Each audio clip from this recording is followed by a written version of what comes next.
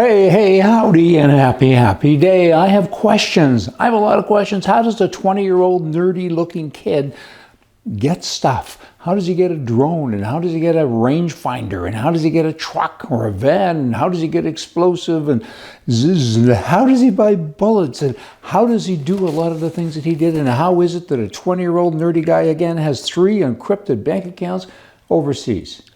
Who does that? Who can do that? 20-year-olds that I know, they can't even afford to put gas in a car, and most of them don't even have a car. And if they do, they can't pay insurance. This guy, I mean, he bought stuff. Wow. I mean, how did that happen? I've watched the Senate with the senators going after the people, the people within the Secret Service. And the one woman, of course, resigned after, it was a rough interview, and she deserved every second of it. And I've seen men being interviewed now since. Senator John Kennedy really did a job. And this other young fella, he's impressive. Senator, I think it's Hawley. He went all over another guy, and they admitted it. They said, we messed up. And it's no secret that the Secret Service did a bad job. Did a very, very bad job. How can that be? How do you do that? And not only that, they get paid. It's a salary thing, don't you know? They get big money. I'm guessing, I don't know what they make, but I know it ain't peanuts. And they did it poorly. I mean, it could have ended a whole bunch differently. We get that. It was kind of a happy ending for the one guy, and people are making light of this whole thing. But what they're forgetting is a man died. A man was killed. 2 other men were seriously injured. And some Democrats recently said, his ear, I don't think it was a bullet. Really? I mean, come on, there's dead people here. It's quite a story. Anyway, it goes on and on. Now, let's jump over to Canada.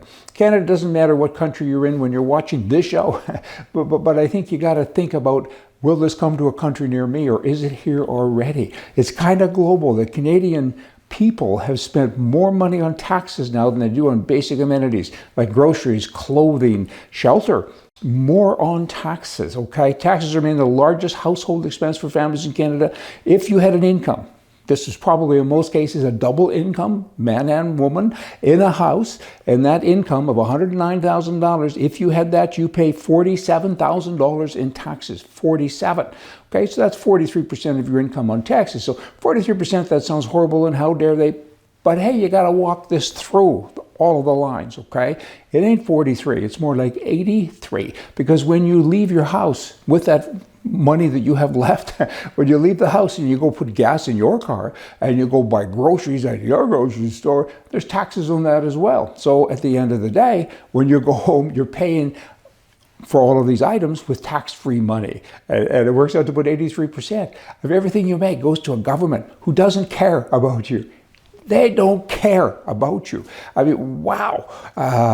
All they do is spend trillions of dollars, trillions on bilingualism and all kinds of other failed policies, and they give money to other countries for abortions and transgenderism. There's a long list of crazy, and the Canadian people are just getting hammered. I always marvel at a socialist mindset. It's amazing to me. It must be a toy out there all by itself or something, because they look at their paycheck and they go and vote for these clowns again. And it's them that are doing it to you. They've taken away all of your rights, and they're charging you for it, right?